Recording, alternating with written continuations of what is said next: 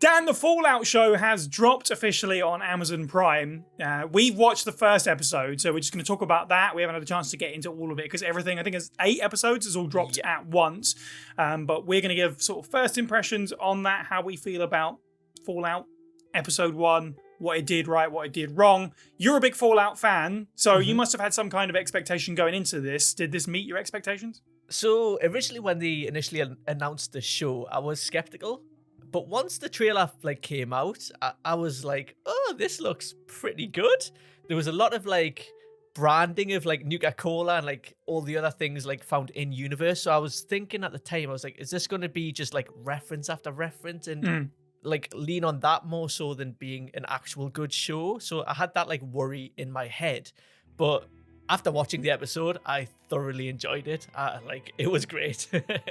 Yeah, I've found there was a lot of the point at the screen, hey, I know that sort of stuff. Even for me, so I guess maybe I should give context before we get any deeper, is that I'm not particularly a big Fallout fan. I know a lot of people would have clicked this and are now mad at me, and it's not because I have any issues with Fallout, it's just not my kind of game, but I've always been interested in the universe.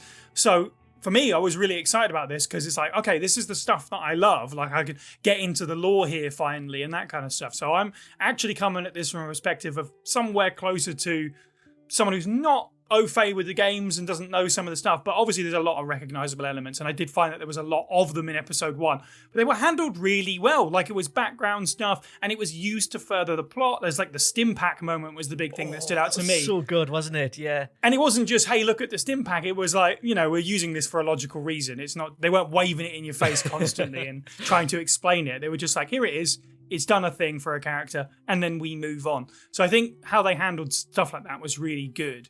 And obviously, just the recognizable imagery of the vaults and the Brotherhood of Steel. 3 different characters. I wasn't quite sure how that was going to work out. Yeah. How did you find the pacing of the episode? Because I thought so much happened in episode 1. I was really happy with it. It was really long, actually. I think it was about 70 minutes long. Yeah, an hour and 15 or so. So that's how we spent our morning. But yeah, I think it was interesting the way they did it, introducing the characters one by one. It came up with a title screen when the titles were introduced. So you had Lucy, I think, was the name of the Vault character. And when it cut to the Brotherhood of Steel stuff, I was kind of wanting to go back to the Vault because it was all kicking off and stuff. Yeah. But as far as pacing goes, I think it worked really well. The Walton Goggins character at the end, I think that was the highlight of the episode for me. I know I'm jumping forward there, but yeah, it's going to be interesting to see how all their stories intertwine in the future. And I'm very much looking forward to it. That's precisely how I felt at the end of this, even aside from here's an awesome trailer for the rest of the season, which really gets you hyped up. But just the way they leave it, it's there are 3 characters here and we know they're going to converge. They've all got different sort of experiences in the wasteland and ideologies and stuff like that. So that's really exciting. I really like that they bookended it with, here's the ghoul's character before he was a ghoul, and when the bombs go off, and then he's at the end of the episode 200 years later, and we kind of well, where's this guy been? So I think we're going to get a lot of that. I agree with you a little bit in the sense that when we went from the vault, which was, I really love that it was brightly coloured, they didn't make it too grimy and whatever, the colours popped out, as they should in Fallout. When we went to the Brotherhood of Steel, I was this is quite drab. I guess it works because they're meant to be a miserable militaristic faction. It's contrasting that. Yeah, it worked in that way for me. I was kind of desperate to get some colour back into my life, but it's good. It generated a different mood from the previous section as well. I think they did the world building really, really well. It's just the humor of Fallout. They nailed that.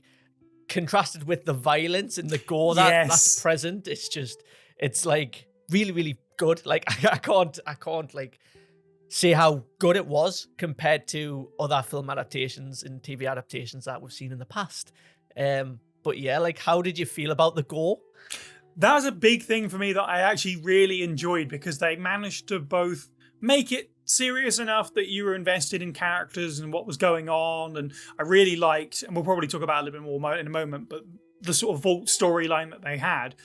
But yeah, contrasted with the violence, which was kind of silly. It was meant to be funny and sort of slapstick. It was presented, it was just gratuitous. The blood was a funny colour as well. It was a little bit, right? There was a lot of silly deaths and silly injuries and stuff.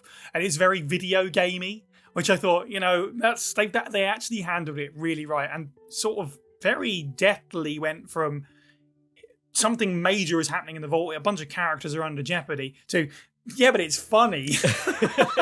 There's a guy with like wedding cake smeared around his face and stuff like that. And then flip back to some kind of serious moment as well. It was really interesting how they kind of weaved between the two. That was the big thing for me with sense of humor. I thought some of the jokes was a bit in hit and miss dialogue wise. I thought Lucy was really great in terms of sort of her bubbly character was really funny. Like her okie dokie thing was really great. But some of the rest of the jokes, I could take or leave. So it makes me really interested to see how they handle that moving forward as we now sort of get into the wider world of Fallout as well. How did you feel about the situation with the vault? Because as I know, all the different vaults throughout the world, they all have their own sort of story. And the Raider invasion, I know it's a bit spoilery now, was a really cool, I don't know if that's happened in the lore before, but I thought it was a really cool way to do it, where they sort of slid in and was like, yep, we're going to do some damage now.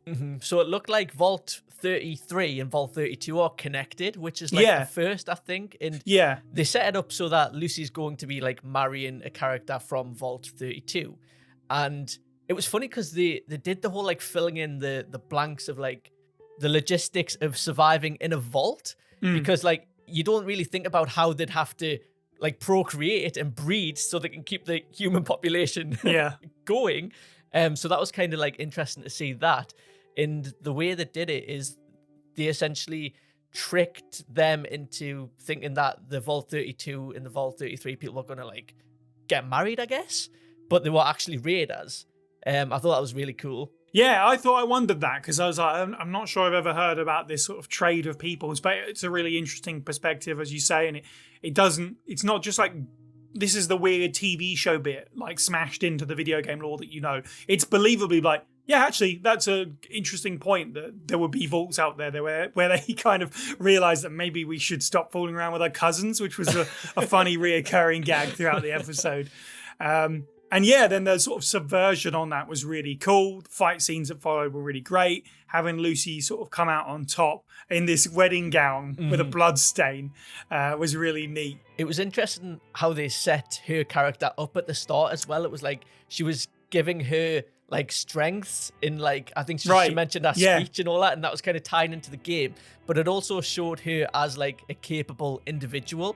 So when it comes down to the nitty gritty of her going out into this wasteland, it's more believable. Like she's not like green in that sense. She's had training and she knows how to shoot and all that good stuff. So I think it was good at setting up that character. Yeah, completely. Like, yeah, I'm a skilled person, not necessarily a warrior, but I live underground. I've got plenty of free time to just learn skills that might wind up being useful. And then you juxtapose that with the Brotherhood of Steel stuff, which was all about sort of macho strength, that weird culty behavior. Yeah. And sort of the implication there of outwitting your fellow man to get ahead. I don't know much about the Brotherhood of Steel except that our colleague Joe Johnston hates them.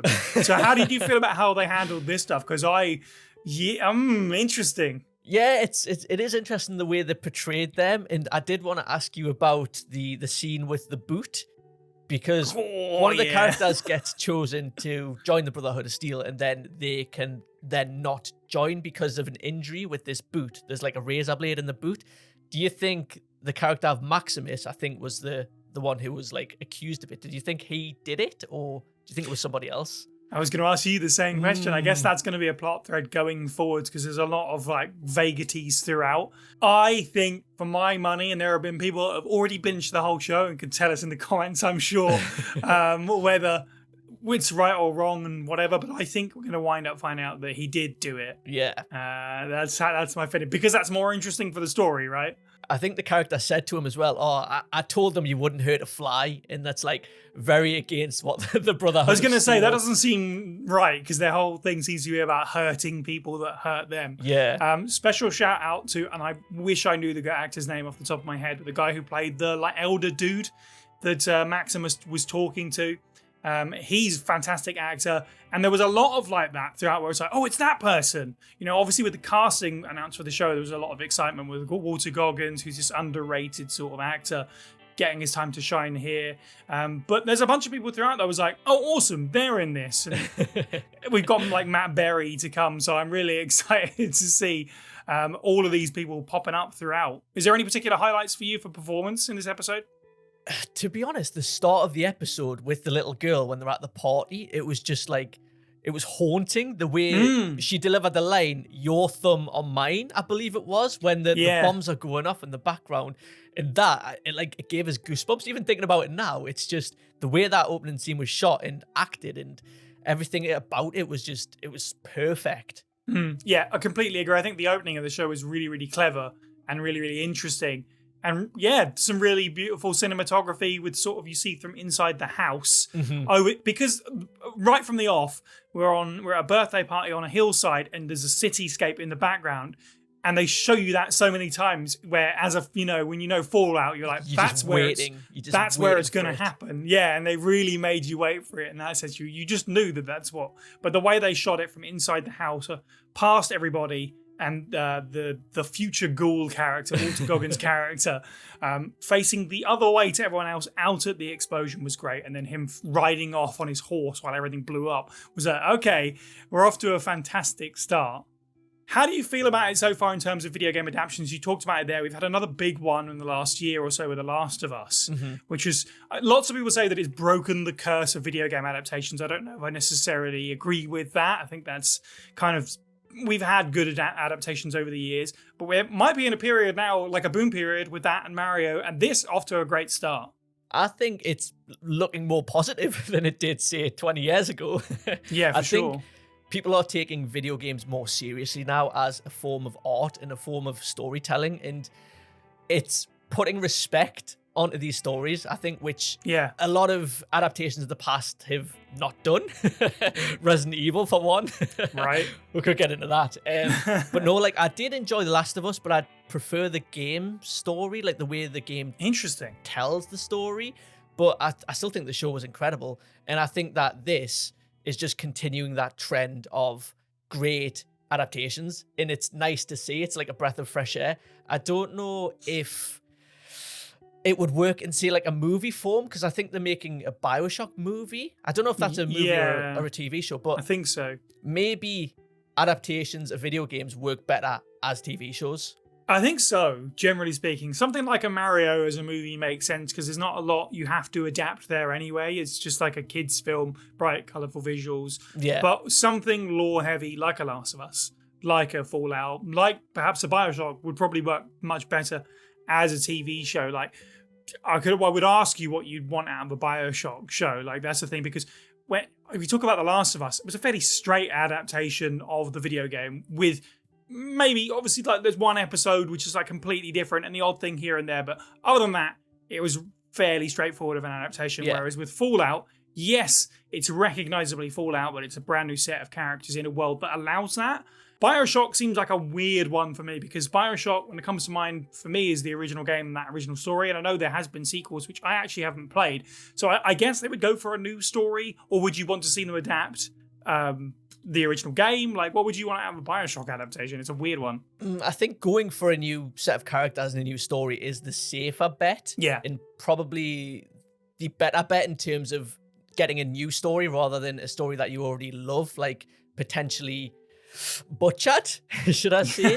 Right. Because I know they're making a Gears of War, I think a film, but they're also doing an animated series as well. Right. And I think animated series versions of games could be like great. We haven't really got a lot of that. I think they're doing a Tomb Raider one as well. Right, yeah, I think I think I have heard that. There's a few kicking around. They haven't really blown up. Like Castlevania, I guess, is the biggest one, but I feel like most people just...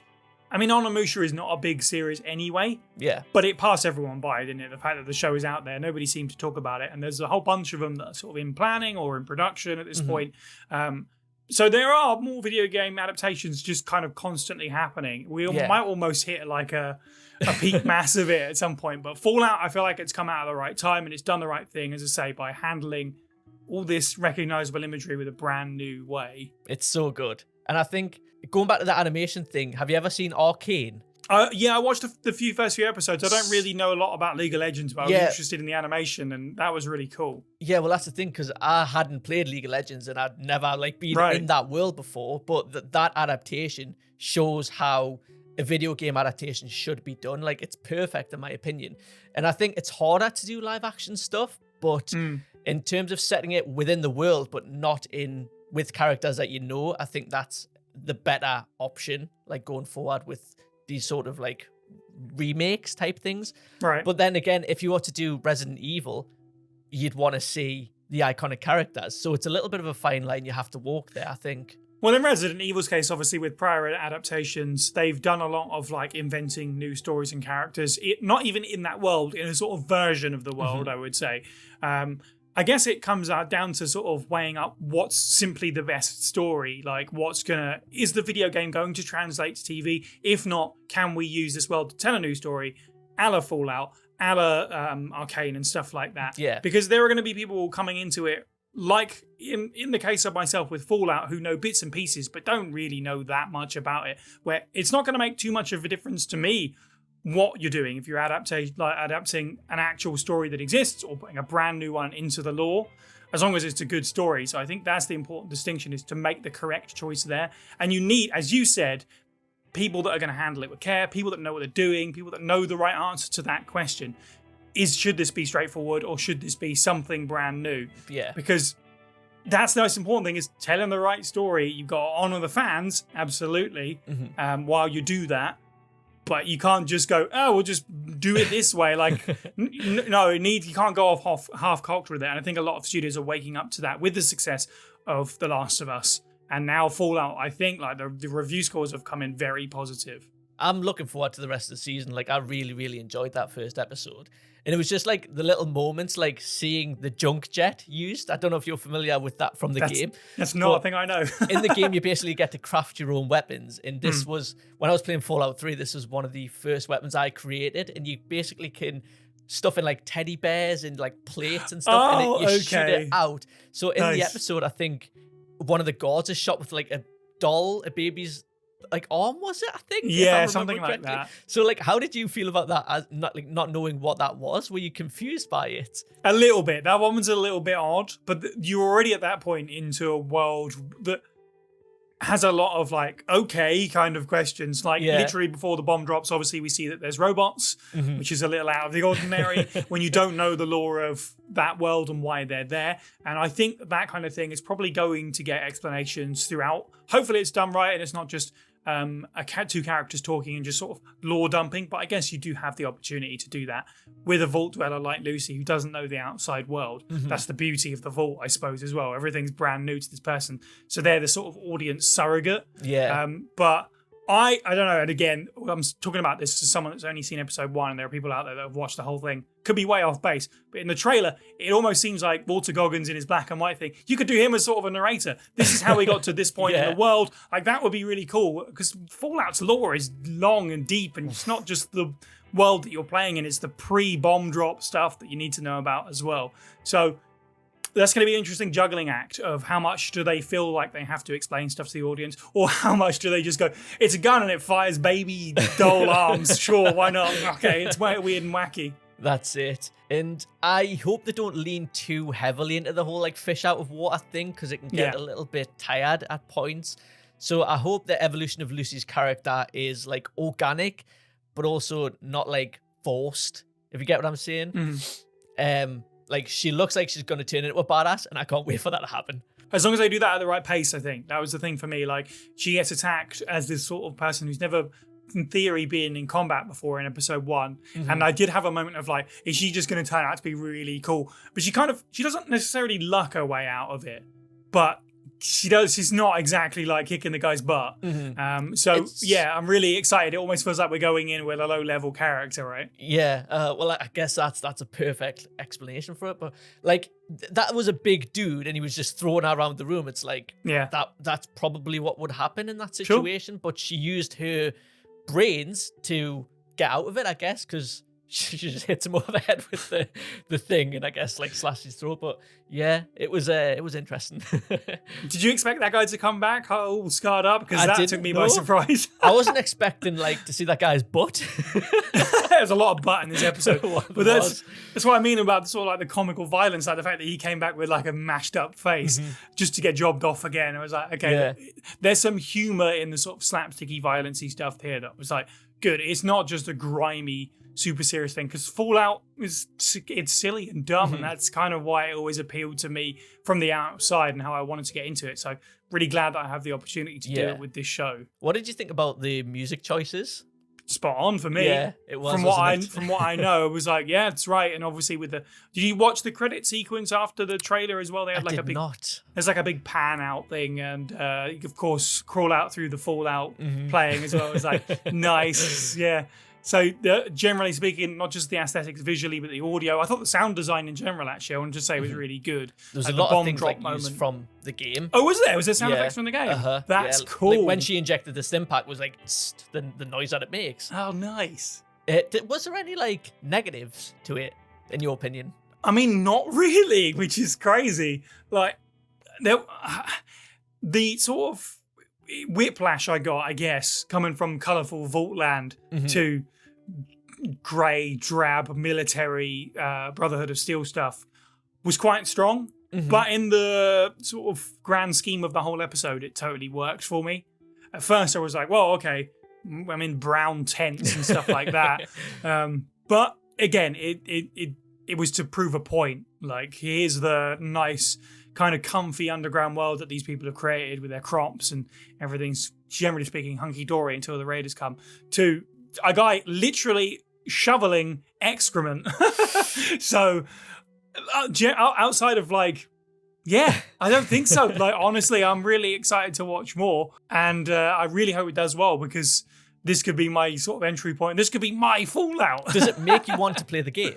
A little bit, but the thing is, Fallout has made me want to play the games a lot. Like, generally, I just love the aesthetic of that world, and I think it's a really clever universe for a video game to take place in. But me and Western RPG and Bethesda games, I play them for an hour and I just bounce off. Like, it's hard for me to stay invested. So I know if I was to pick up a Fallout game now, I'd do the same thing. I'd play for a bunch of hours. I'd come across Preston Garvey or whatever, and I'd be like, no, stop giving me too many things to do. I'm out. Don't want to save another settlement. No, thank you. I think one of the bits of the episode when the dad is captured by that vault lady, we don't know who she is yet, the raider lady. Yeah. And she makes him choose between the other vault dwellers and the daughter, because there's like a bomb there. But then he chooses Lucy, and the bomb detonates, but there's no real, like, I don't know, fallout to that. Right. There it is. They like run away. So I don't understand that choice. Yeah, they didn't really do a lot with it. It's kind of implied that they damaged the exit so they couldn't follow them or whatever, but they were never going to follow them anyway, because the whole point is that they run and hide. Yeah, I guess it's just meant to be their exit strategy, but they weren't really threatened.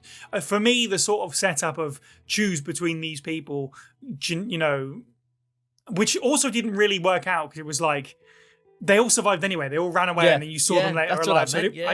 No, you make a fine point, actually. That is a whole worth picking. Because the question of like, oh, we've let the protagonist live. Why did she make him choose? Is that going to be a further plot point? Is that just something that characters like? Choose? Is that her whole thing? But otherwise, it seems like a bit of a weird, gaudy setup. A bit odd, but... Also, how old was her brother meant to be? I have no idea. Man-child is what I got from that, obviously. Because he looked looking young, like Steve but he looked Buscemi. like he had a little bit of a 5 o'clock shadow. Yeah, he did. Yeah, weird. I'm going to look that mustache. up after the age of that actor. But yeah, other than that, like, I thought it was spectacular. Yeah, generally speaking, great first impression. I'm trying to think of other video game adaptations that have immediately come out of the gates quite this strong. This sits amongst the top, don't you think? Definitely. The only other like comparison I could make is The Last of Us, because that also had like a very, very good first episode. Yeah, it really did. And hopefully it continues on the trend of like the upward spiral, and hopefully the whole show is good. Yeah. Have you? This is sort of a related tangent, sidebar and tangent, a sidecar. Have you been watching season 2 of Halo? I haven't jumped into it, but I know you watched season 1. I did watch season 1. Yeah. I completely forgot about Halo. That's how not just trying to do think of an something to adaptation. compare it to that isn't just as good. Like, you know. So I haven't been watching season 2. I watched the ending of it, and I've watched certain clips of it. Like there was an episode where they did the Fall of Reach, and that was a whole. They thing, did it in an episode. Yeah. Oh no. That's the whole season, in that episode, guys. Master Chief does not wear his armor once as well. Oh my god. That's the thing. Like I think the creators of Halo didn't play the game, and they don't have respect for the source material, and that's the difference. That's the like differentiating factor in a good adaptation versus a bad one. Just respect the source material, and I think Fallout does that really, really well. Yeah, I would. I haven't seen it. I haven't watched the Halo show. Don't. Generally speaking, I'm trying to keep a wide berth from the show, and I guess Halo in general right now isn't really doing much for me. But does it feel like they had people, like researchers and people that were fans on the show, but then they had people above them that actually made the decisions and actually wrote the scripts? Because there's obviously a lot of recognizable stuff they do in Reach and stuff like that, but it's not done correctly. Yeah, I don't know what the deal is with that, because I think it got a new showrunner for season 2, but it still suffers from all the same problems of season 1. It's just telling a different version of the story that isn't as good, and the excuses that they give about not wearing the helmet all the time because you need to see like emotion. I think that's been debunked with like something like The Mandalorian, because it's been shown to work in other TV shows. I don't know. Halo's a funny one. It's just not good. I know I'm picking on, it feels like I'm picking on Halo a little bit, but you need to have that to be like exactly what we said, treat him with respect and stuff like that. If they'd have just waited a few years and maybe looked at something like The Last of Us and Fallout and done it correctly, they probably could have been running around with a lot of money. And also, when you look at something like the Borderlands movie, which is a similar kind of thing, it's like, there's an element here where it feels like you maybe got it right, but 75% of it just doesn't, it's not good, man. It's not what we want. Yeah, it has to be more than just visuals. There has to be a story worth telling, like you said. And I don't know, with Borderlands, that doesn't look great, does it? Not a fan. I mean, you say about the visuals, but I don't even think the visuals and that, like, again, 75% of that feels wrong visually. Like, it's bright and colourful, but the whole point of Borderlands is it looks a certain way, and it's a show that would have benefited from being an animated show. Should have been one of those. How did you feel about Sonic? Have you seen that? The Sonic movies. Yeah. I like the movies. The first one's kind of, it's fine. Like, it's a road trip movie with a hedgehog in it. Sonic 2, obviously the stronger one of them. I'm really actually looking forward to seeing what Sonic 3 is. I think somebody on board said that they're looking for an Avengers level event, which is asking quite a big ask, but it should be just a fun, dumb. They're going to lean into the edgy Shadow the Hedgehog stuff. I'm here for it as a fan of Sonic Adventure 2. So I'm right there with you with that one. But yeah, I think it is funny because we mentioned that video game adaptations seem to be on the up. But then again, like you said, Borderlands, Halo, maybe it's not. Maybe it's just... Maybe it's the fact that the number of them is on the rise. Okay. So statistically speaking, some of them have to be good. Yeah, that's it. I guess we'll see. Cool. Well, Dan, anything else on episode 1 of Fallout before we wrap this baby up? I just want to finish this so I can go watch episode 2. Oh, okay. I won't keep you then.